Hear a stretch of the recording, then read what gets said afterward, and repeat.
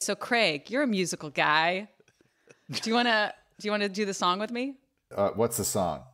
Your job would be on the third line or the third stanza, I guess. You'd have to say, "What's it called? And do you own a horse?" I would point at you, and if you wanted to, you could put it to a thing. You go, "What's it called? And do you own a horse?" Or you could just say, "What's it called? And do you own a horse?" Your choice. And you have the right to not do this. You have the right. Pizza or grilled cheese. I'd say no. We're gonna say no. Bring it. Oh, okay, great. Okay. I'll point. It'll be the third thing. Oh my God, it's here at last. It's our pod. It's our podcast. What is it again? What's it called? And do you own a horse? What's it called? And do you own a horse? Okay, hang on. The Showrunner show. Oh, okay, we're doing it from the beginning. Okay. What's it called? Wait, hang on. Just make sure I don't mess it up. What's it called? And do you own a horse? Yeah, great. I'm going to nail this for you. Okay, can we take it from the top? From the top. From the top. From the top. Oh my God, it's here at last. It's our pod. It's our podcast. What's it called? And do you own a horse? The Showrunner show, and yes, of course. Amazing. Yay! Amazing. I like the inherent well lie. You don't own a horse. It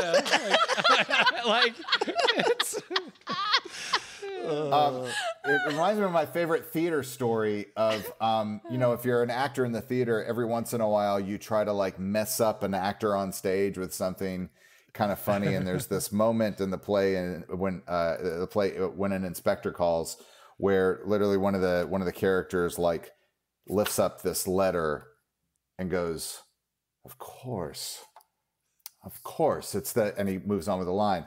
And on the last show, someone had absconded with the letter and replaced it and just put very, very simply on the letter, "A horse is a horse."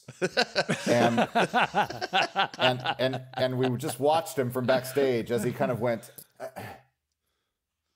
of course. And as he said the first "of course," you could see it dawned on him, the joke. And he's smiling through the second part of his stanza. That's awesome. That's so good. Of course. Yeah. Oh, well, I forgot the intro.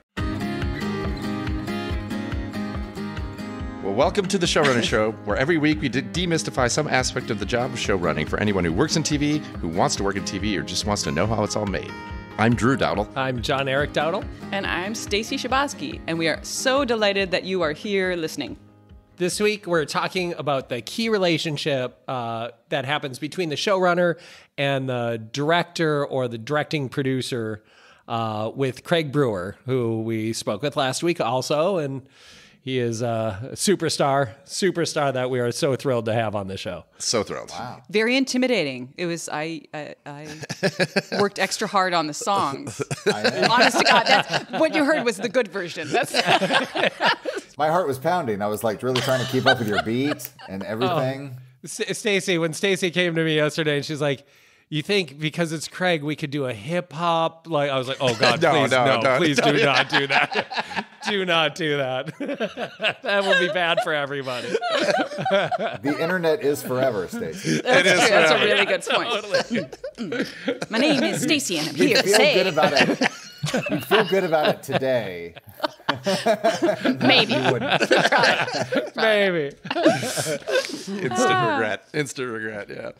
I wanted to start this week by bringing something up that we were going to talk about last week. Anyway, between the two shows, I said to John, I was like, I still don't actually know what a directing producer is.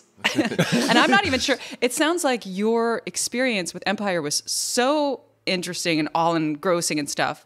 But I wasn't even clear whether you were the directing producer or whether Senna was. Okay. Yeah, Senna was the directing producer. And then I was...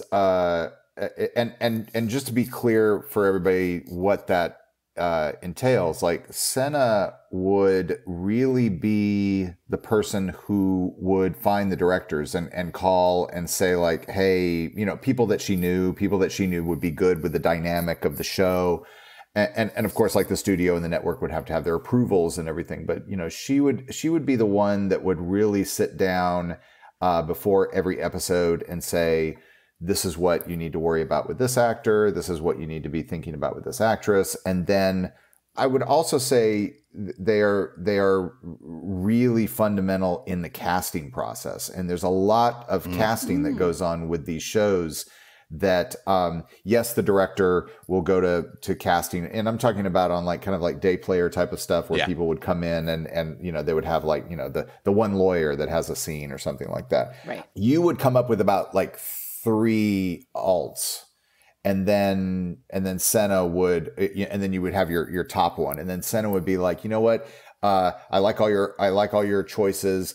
I would like to maybe see if we have somebody else, and she would push the various departments. Like you haven't provided my director really with a lot of good choices on this one. So she really was kind of like the person that would fight for the directors. I remember even one time on Empire, and this is after I've been working there for a couple of years, where I got an episode, and I'm even like of the room, and I was just like, this episode, I feel that we haven't quite nailed it, or that the room hasn't quite nailed it, and I don't really know what to do. And she was like, oh, you should bring it up because it's your episode, and if you have a good idea, let's get to it right now. So that's I know that's very basic, but she a very basic description of what she would do, but really kind of a marvel watching her work because costumes, meetings with the production designer, and then these meetings and this is where she had a talent that I was not good at all. I had talents in other areas. She could really look at a schedule. And I've now been working in the business for, close to 2 decades now. I still, when I look at a schedule, have to go like, okay, wait a minute. The date line is actually at the bottom of this. I know, me too. It's not at the top. Me Like too. how many times do I have to look at this thing and go like, am I going to learn this thing again? But she could really say like, you're not going to make this day. I mean, look, you've got this at 3/8 of a page, and you got this at 2.5 pages. Like she could really do the math in her head as to what it would take on a day to film an episode. And she that was the thing that I think that when you're a feature director, there's a part of you that just wants to almost ignore that. Yeah. You want to believe that it's, well, if we don't make the day, then obviously we got to figure out another way to make that day. Whereas in television, those are your days and those are the times that you have. And she was a marvel at that. I would think a directing producer would be more about like corralling directors, making sure they get everything. But it's interesting. It sounds more like a support job, making sure the director has what they need to succeed, as opposed to and keeping tabs, looking at edits and making sure that what you delivered is the best it could be, and especially on Empire, there'd be so many things where certain things had to be redone, or the interesting thing about network that I learned is you're getting kind of real time reactions because you're making so many episodes. It's not like you're doing something for cable where you're only making like 8 or 10 or 12 episodes and then it's like this long movie that you're just going with. I mean, you really do find out like, hey, that storyline that you were thinking is, where this one character that just came in is going to take off isn't really taking off all that much, but this person's really popping. And so you have to almost like change the direction of the narrative because you're reading Twitter, as a writer's room and going like, oh, that's not really popping. And so sometimes you have to kind of like course correct in the production. Yeah. That's wow. Really, we've only done the 10 episodes, that's, we haven't done the 23 or whatever episodes. Yeah. What was great about it is that, I mean, you really got this sense of like you wrote something and then you went and shot it and then it aired like while you were still working. That's wild. Usually like on cable shows, that's wild. You're maybe on the last couple of episodes, the room starts getting a little depleted because maybe people are going off to shoot something. But I mean, it was a train. It was a machine that was constantly moving and constantly evolving. That sounds like enormous pressure. That sounds like very panic attacky to me. Very like. Well, talk about really needing to get your days. I mean, not only do you not have days down the road to pick things up, but you actually are going to air. I mean, that is really a lot of pressure. Yeah. Oh yeah, yeah. And then reacting off of it, the writers actually had a Twitter handle, and in Empire in particular, it was. I mean, this is where I learned about Black Twitter.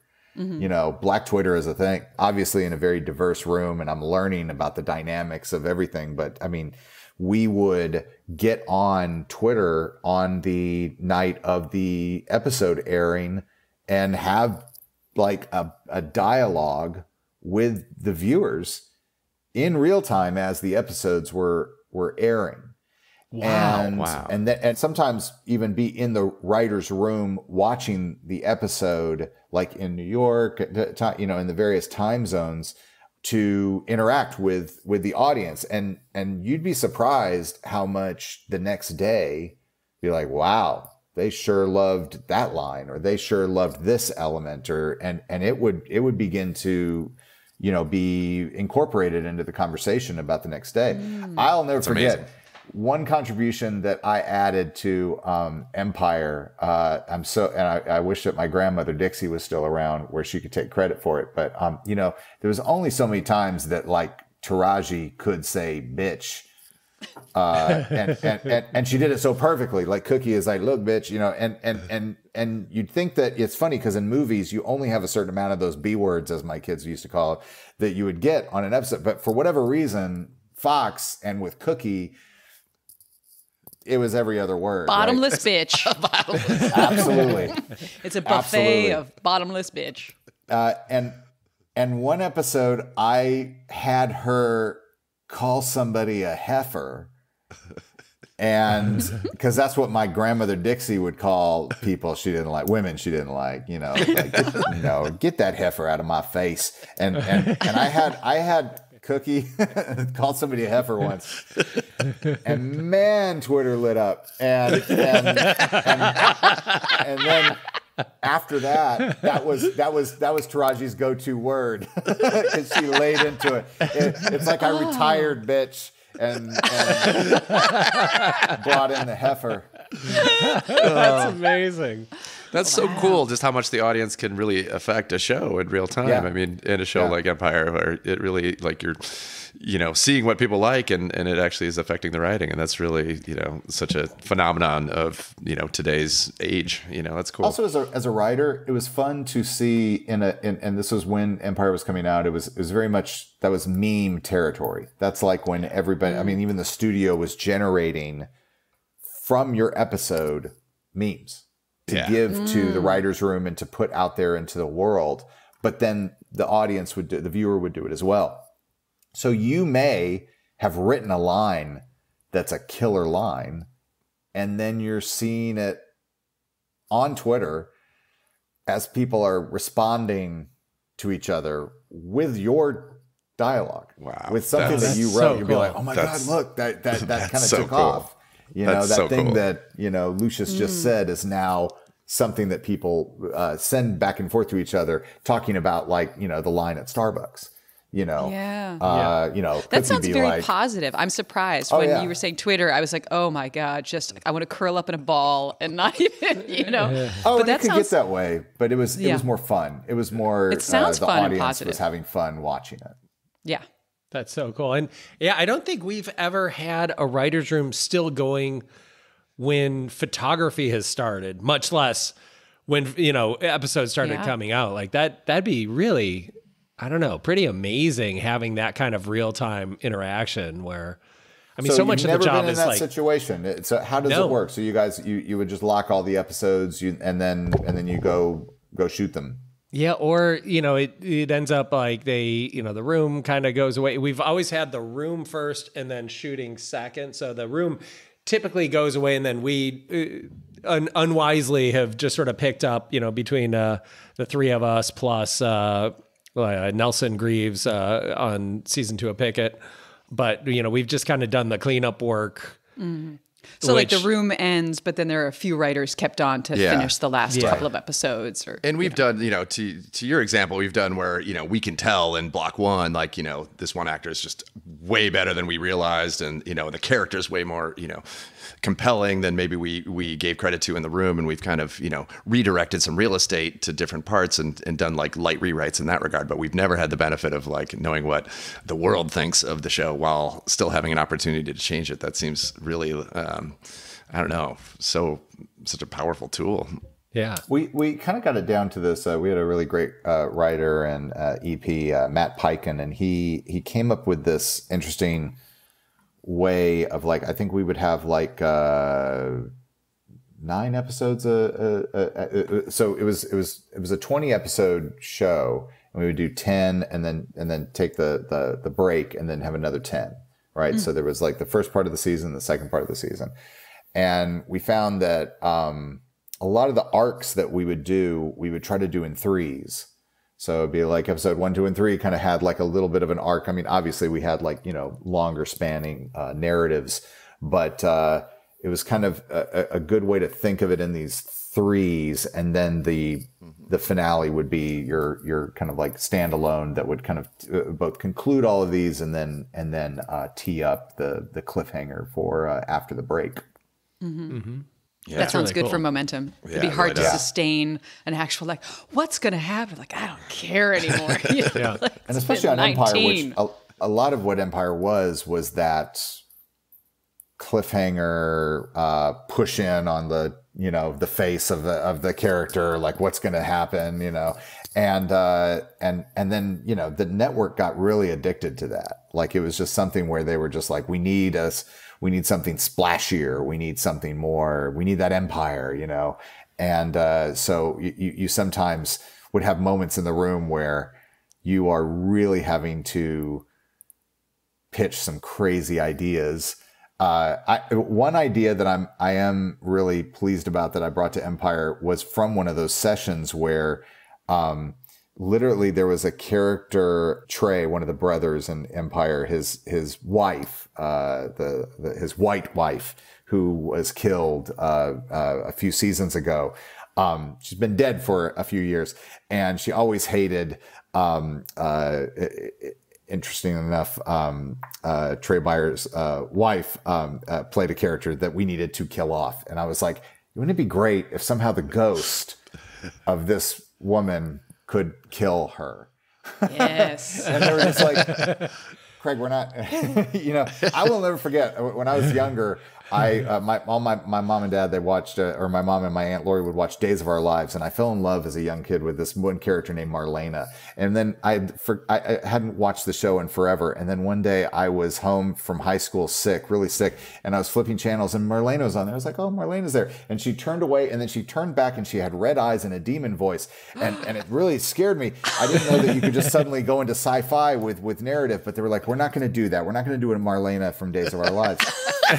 But I was like, well, wait a minute, but maybe there's something we can do here. Like, what if like we gave her like these kind of the psychedelic like drugs where she thinks she's seeing the ghost, and ultimately we get that kind of like a payoff. And so Empire was constantly trying to push the boundaries of like, well, what is going to make people go, what?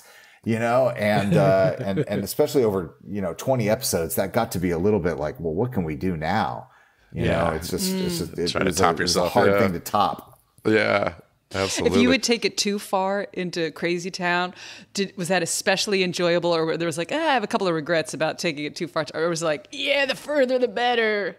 Oh, there's always regrets, but nothing.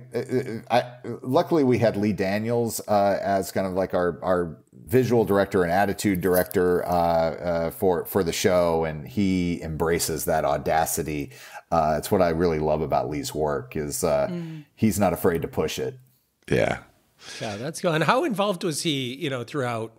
Pretty involved, especially with music. He had all the final sign off on all the tracks, any sort of costumes that were coming in. Obviously, the scripts. and he would sometimes bag those big stars. You know, if like we had an episode where Mariah Carey would come in, that was because Lee bumped into her and said, "Let's get you back in." And you know, That's awesome. He was that kind of a personality. But you know, also, you know, we'd get him every once in a while, like at the top of a season, and hear just some crazy ideas where we would just be like, "There's just no way in hell that the studio is going to like approve that, or much less the network."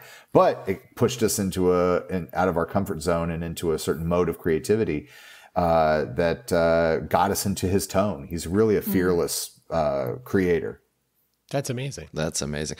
You mentioned the network, and I've always had a fantasy that like, you know, someday we'll have a show that's so phenomenally successful that they'll just leave us alone and let us do our thing. And on Empire, on a show that is phenomenally successful, like, was that your experience, or is the opposite true, where the more successful, the more, you know, the more involved they want to be?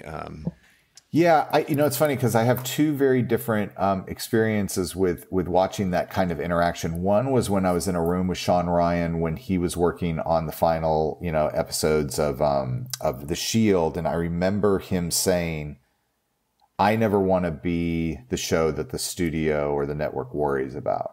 Yeah. So he would take these notes, he would figure out a way to incorporate them. If there was something that he disagreed with, he would let them know. It was very, very, very cool. On Empire, you know, I don't think that I think that we had some pretty smart executives that knew the show because it was their show that they were maintaining. But you know, when Eileen Chaikin was running that show, if she did not like an idea, she let them know. I mean, there was a relationship there. You know, she was respectful, but she also really stood her ground. And that was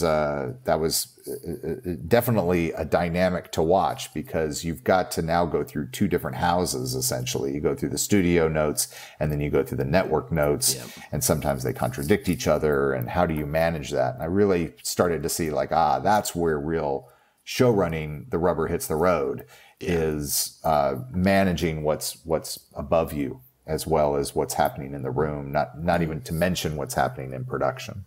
Yeah.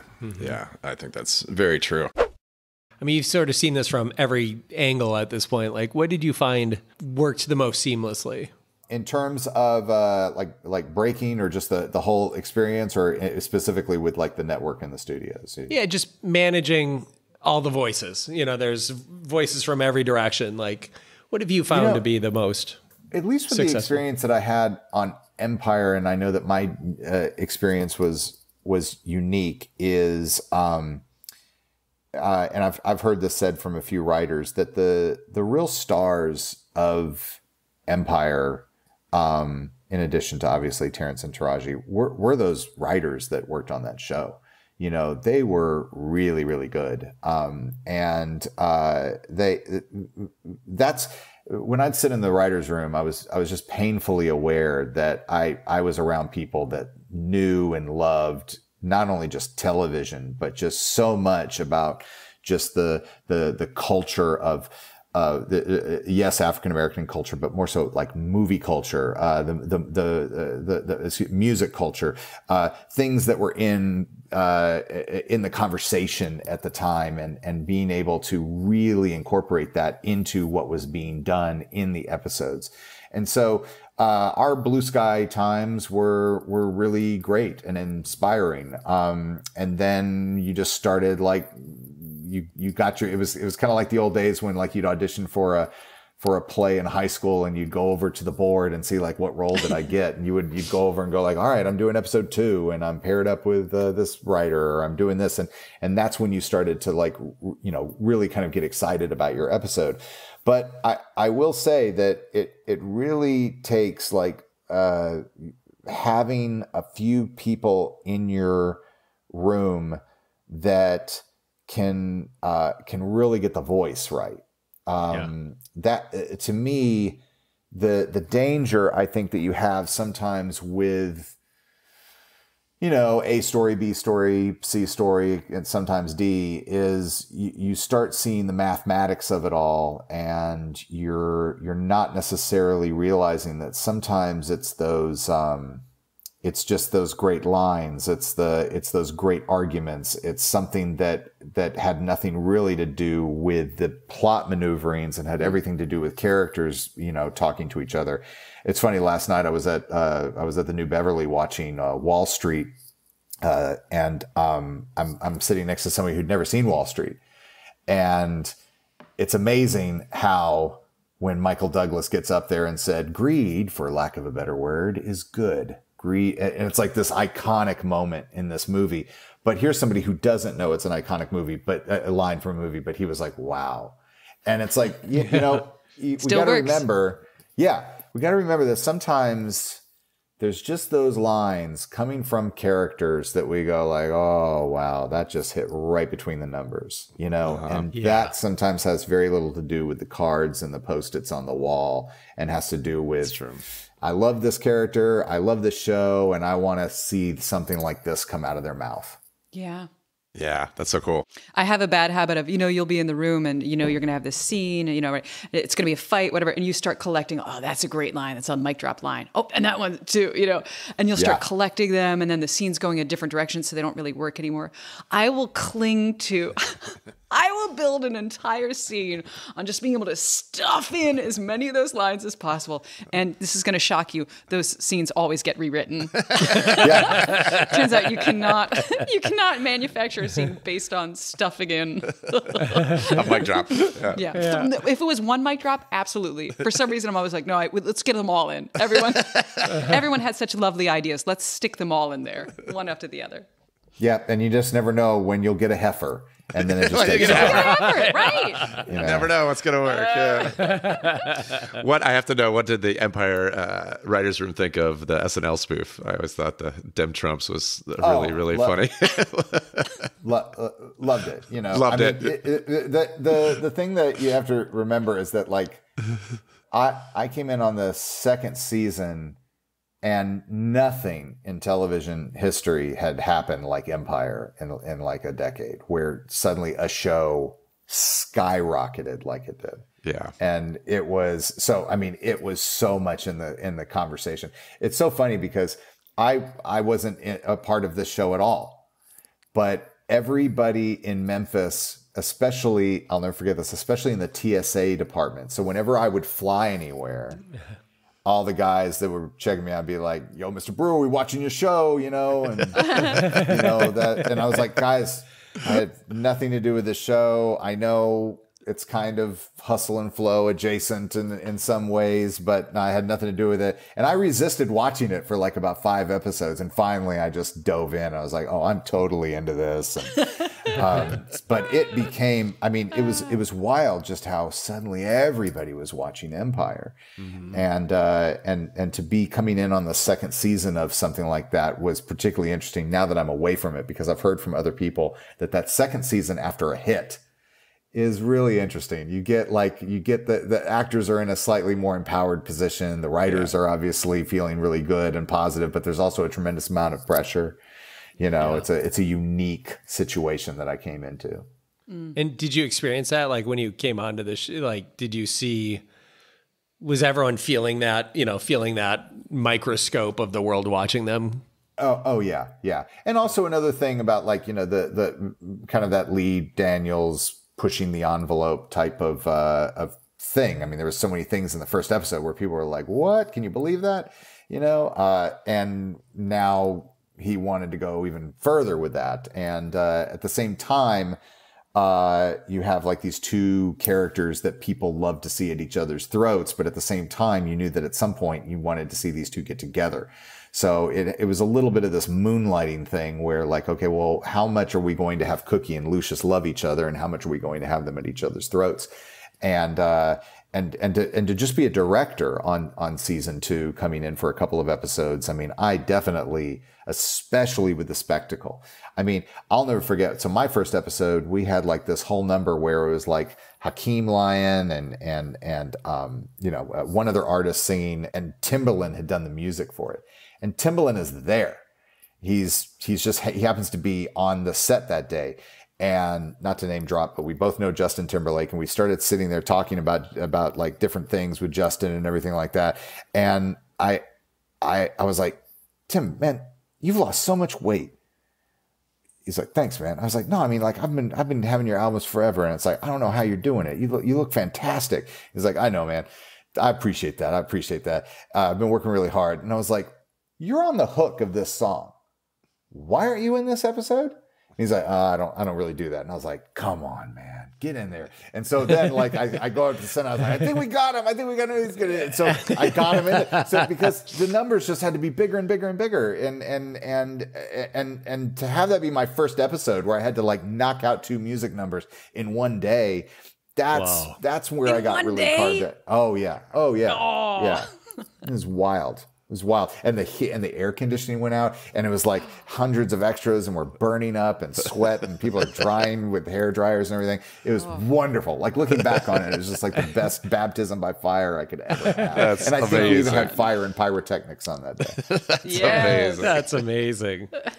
It's so fun. I got to say, that's one of the things, coming from features like you did, like in features, you have your script and it's kind of locked, and it is the script, you know what I mean? And you're shooting that as your plan, where in TV, one of the things that's so fun is, and harrowing sometimes too, is it's always in a state, it's almost like an improvisational cue. You know what I mean? Like it's almost like this thing, you're following it mostly, but then something like that happens. You can bring in somebody who wasn't, you weren't planning to have in the scene, and somebody shows up drunk to work, and you're like, oh, let's give their real estate to that person, Yeah, I was surprised at how functional it was to me doing Dolomite as my name, because I remember the first shot that I did with Eddie, I called action, and he did this whole Rudy Ray Moore routine.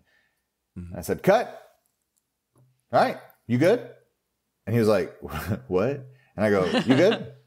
He's like, no, we're gonna let me look at the monitor and see what it is. And I go, sure, come on. And he looked at it, and I had like 2 cameras on him, and he kind of shrugged, and I was like, moving on? He's like, yeah. And so we moved on to the next one. And I think it kind of rattled him that I was like, no, I just got off of TV. And I think that if you get it, just get it and move on, and let's keep this momentum going. But the second thing that it really taught me was exactly what you're talking about, which is sometimes you show up to set and the actor doesn't want to do what's in the script. And yeah, they could have told you days ago, but now it's real, and now they're looking at it going like, I don't know about this. And so that's when you start incorporating some of those things you learned in the writer's room. So many times where like they'd be waiting for me to come to set with me and Eddie, it's because me and Eddie are in his trailer and trying to make something a little better and incorporating some of his ideas into something. And then we come out and we shoot it, and you have to be able to like really roll with it. And that's what television taught me in a real substantial way.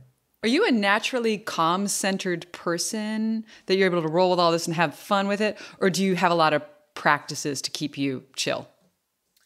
I learned a lot. I think growing up in theater was something that just being around the chaos was something that seemed healthy.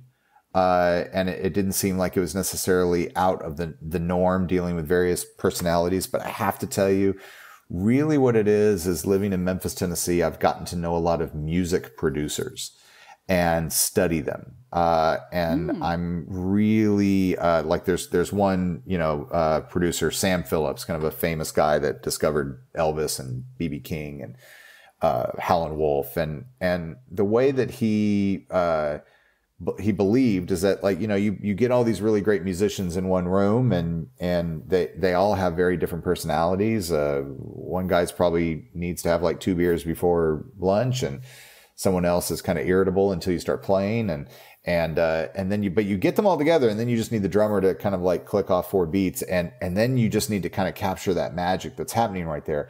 And I found that they, whereas like directors, I think when a lot of people think about directing, they think like, well, it's somebody that has to come in and have like all the answers and know everything. When really they kind of need to be that guy in the room going like, hey, can you maybe tone down that solo just a little bit? It sounds good without you putting too much into it. And having a little bit more of a calm demeanor, and even if they're yelling and listening, it's much more of what directing is. It's not, I mean, sure, there's there's directors that are famously, you know, shouting at people, but I've found like I'm finding that more and more I'm learning that there's a lot of calm directors that know that part of the job is to be, you know, pecked to death by hens, you know, and with all the questions and everything. And you got to just kind of like keep it cool. And also when things are going terrible, keep it really light and cool. I'll never forget on Coming to America, too. They didn't want to go out to this location where they built this huge set piece that was like 10 feet high. It was like this huge like deck.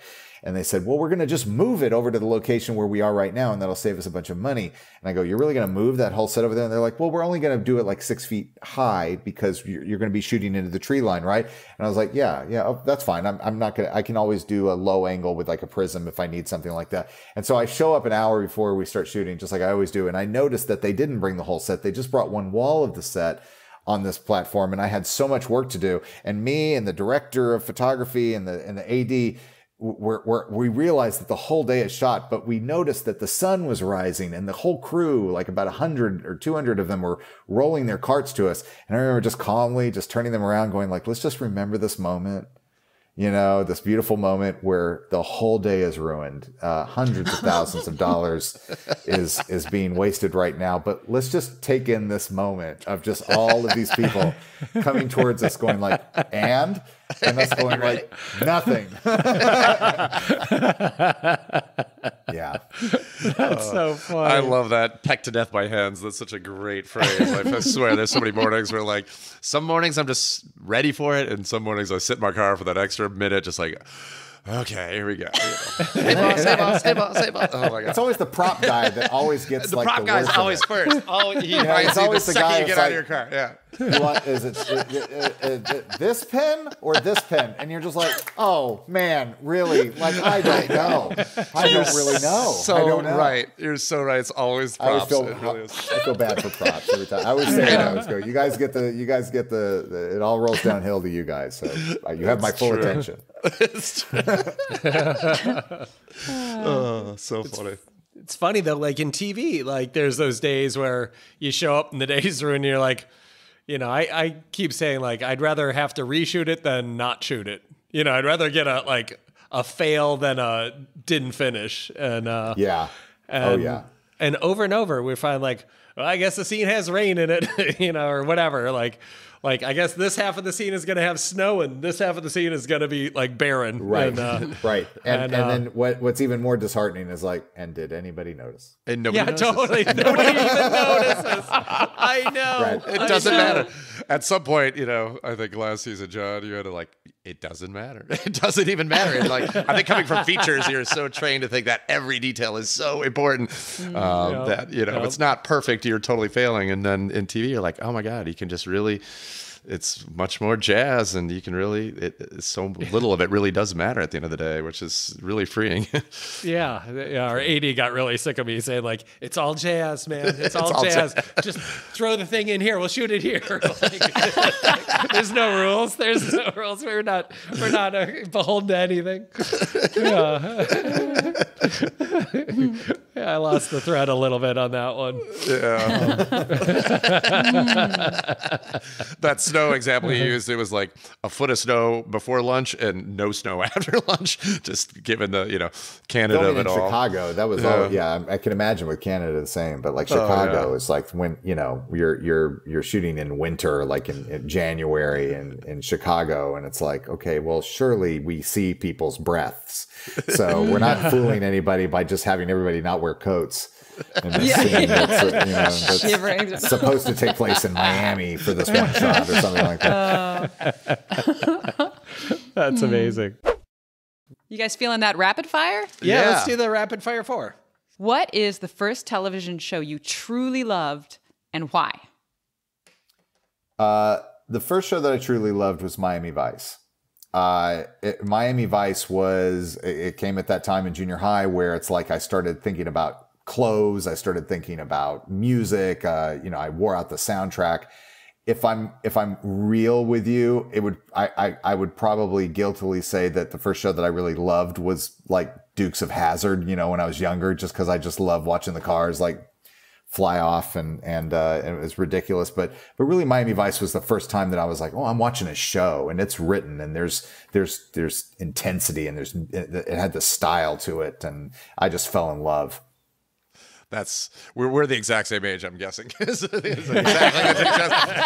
But I swear to God, every picture of John and I in like 6th and 4th grade, we're wearing like white sport coats and like a pink button-up shirt, full Sonny Crockett for like. In a minute, I'll just walk back here and show you a picture I have. It's like it's framed where it's so embarrassing, but it's totally my Sonny Crockett. That's so cool. I hope you're smirking in it. The boys have a lot of like we're on a ski mountain smirking photos that I just love so much. No, mine's really terrible. Should I grab it real quick? Yeah, let's see it. Yeah. I'd love to see it.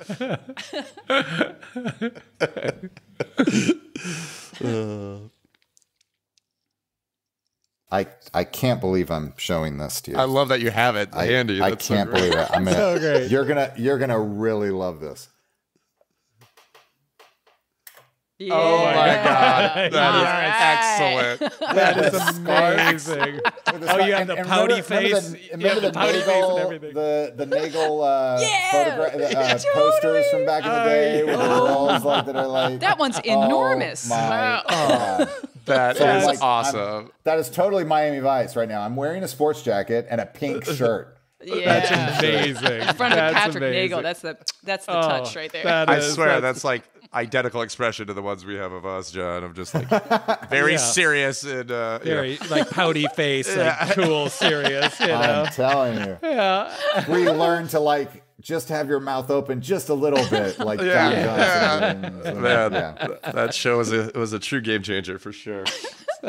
Okay, number 2. What is your favorite part of the job? I mean, I would love to say that it's that hour before you start shooting where I always try to get there an hour beforehand and have breakfast with the Teamsters to remind myself that it's just life, I mean, they're talking about what game was on last night and there's just this moment before all the madness starts, that you just have a moment where you allow yourself to be anxious, but you also just allow yourself to have a breakfast burrito with a bunch of guys that this is their job, and it kind of settles you down a little bit.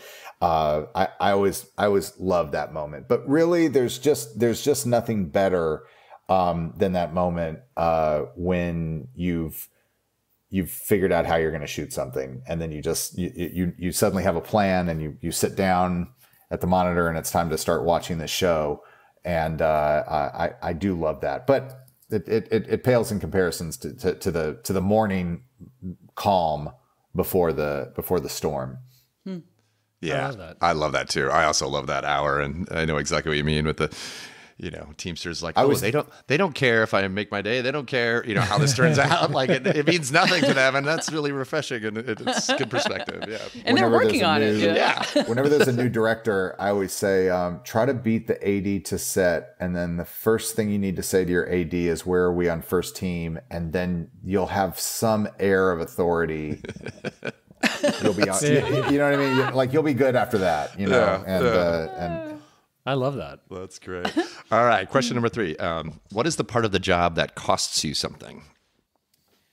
Well, I mean, I might be unique on this because I think what it really does cost is the usual thing that everybody talks about, which is, I now have I've got a son that's off at college right now. I've got a daughter that's 15 years old. I do not get to, because of the choices that that our family made to kind of keep everybody kind of centrally located in Memphis, Tennessee. A lot of my job is not in Memphis, Tennessee.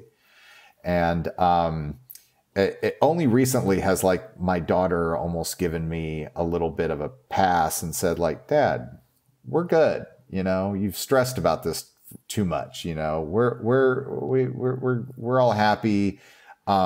And I'm like, "Oh, well, no, this has nothing to do with really your feelings on it. I really wish I could be around my family more. I wish I could be around my kids."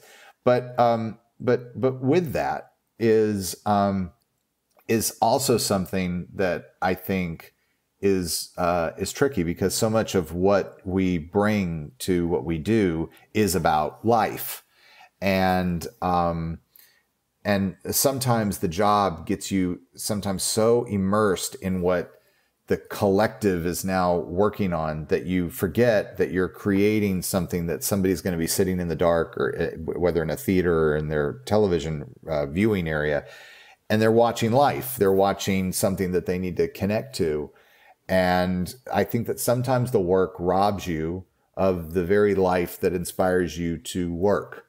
And you need to be really, really firm with demanding that you get to have that life, and that it doesn't have life-altering or career-altering ramifications if you put the rules down and say, no, I'm going to do this, and I'm not actually going to worry about that while I do this, because you got to fill the well.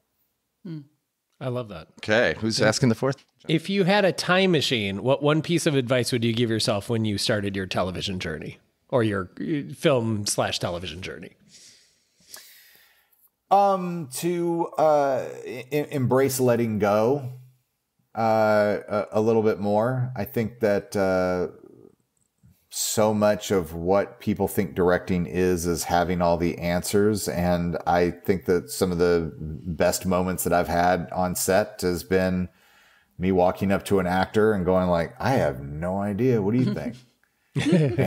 and to see that look on their face and then have a conversation where you start to figure something out. Or obviously, like every other director, you study Spielberg and Wells and all these different, titans of cinema. But I've been hearing more interviews where like Spielberg shows up and doesn't know what he's going to do and figures it out right then and there. And I've more and more realized that it's not so much directing as it is just kind of wrangling this energy. And I think that if I could go back in time, I'd be like, you don't have to always throw out your opinions all the time. You don't always have to like justify that what you're doing all the time. You could be vulnerable, and actually that could equal power.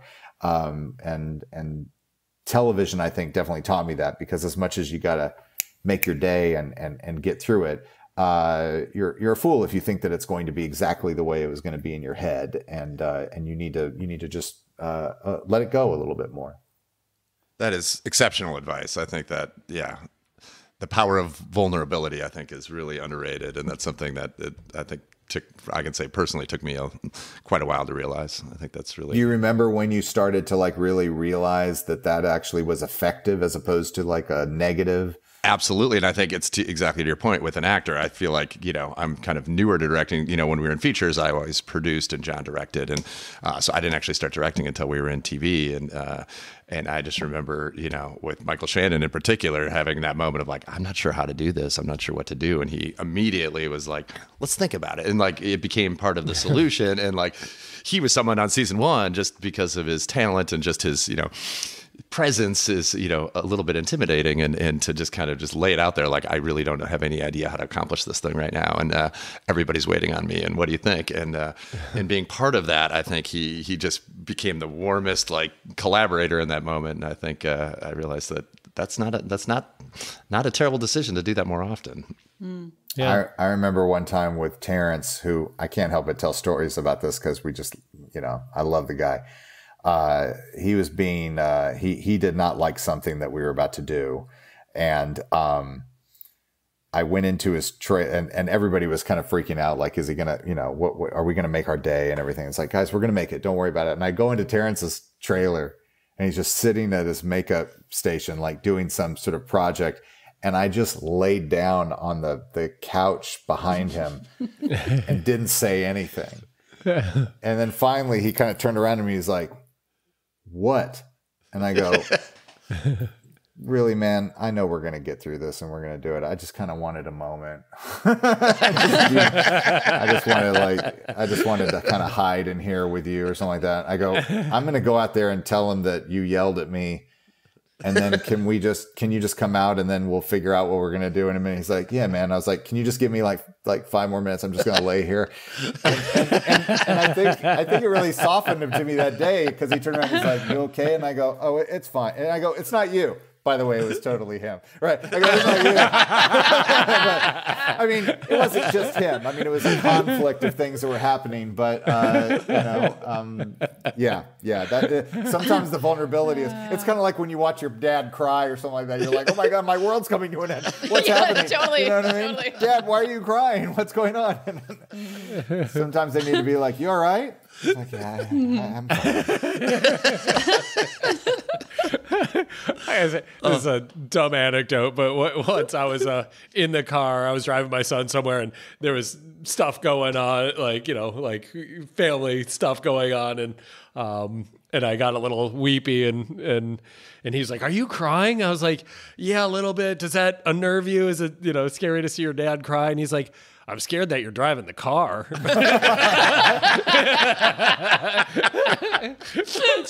I just love that. Yeah, totally. On that note. This was awesome. Craig, thank you so much for jumping in with us. It's just such a pleasure meeting you and talking with you, and I've learned a lot, hearing your journey through all this. And so just thank you. Super entertaining too. Thank you so much, Craig. And I got If you ever want to come back, and I was going to say, if you ever want to come back, just for the first 5 minutes for the song, open invitation. I'll write some lines for you. Yeah. What's it called? And do you have a horse? That's the name of the episode. Well, thank you so much. Just such a pleasure meeting you. Everybody, if you like our show, please consider taking a minute to subscribe and to rate us wherever you get your podcasts. And please tell a friend. You can do that little up arrow thing that sends it to them. That would be delightful via text. That all really helps us find our audience. And thank you so much. Thank you so much. Thank you.